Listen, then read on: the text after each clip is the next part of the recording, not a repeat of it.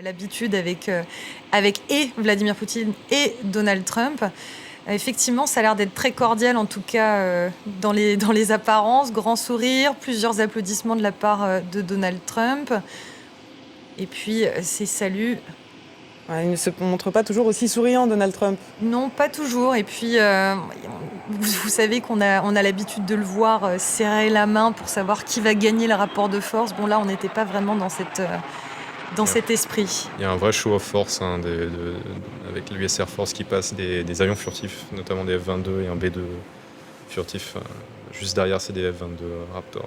Est-ce qu'on peut dire qu'il est accueilli en grande pompe, Vladimir Poutine, aujourd'hui ? Accueilli en grande pompe, c'est intéressant de voir quand même ces avions de chasse les plus avancés de l'arsenal américain. Les Russes n'ont pas vraiment d'équivalent.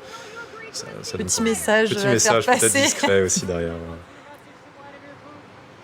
Voilà, on a une nouvelle poignée de main devant les caméras entre Vladimir Poutine et Donald Trump. Qui en attend le plus finalement de ce sommet ? Vladimir Poutine ou Donald Trump ? Qui vient avec le plus d'attentes ?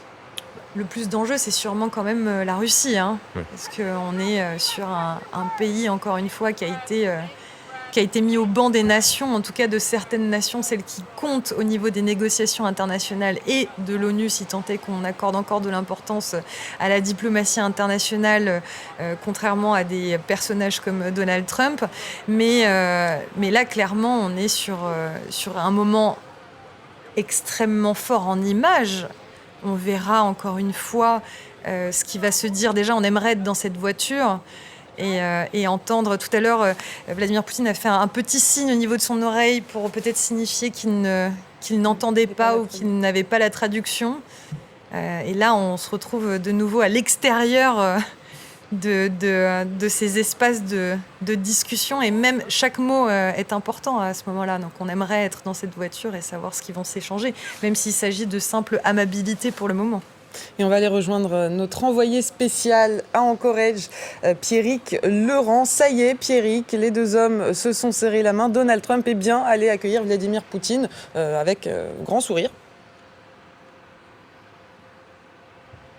Effectivement, je me trouve à une certaine distance de cette base, mais nous on a vu passer ces avions de l'armée américaine pour offrir un spectacle effectivement à Vladimir Poutine qui vient d'arriver. Alors les relations sont effectivement, on le voit avec cette première poignée de main, assez chaleureuses et c'est pas si surprenant que ça finalement, parce que même si les deux hommes ne se sont pas vus effectivement depuis 2019, on sait que Donald Trump a une admiration, si ce n'est une fascination pour Vladimir Poutine, et ce depuis très longtemps.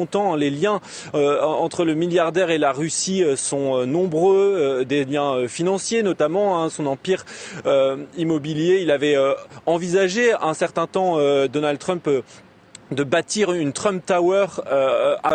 Il y a vraiment des liens qui sont nombreux, qui datent depuis longtemps, et Donald Trump n'a d'ailleurs cessé publiquement ces dernières années de dire combien il estimait le président russe. Donc ces retrouvailles, effectivement, le fait qu'elles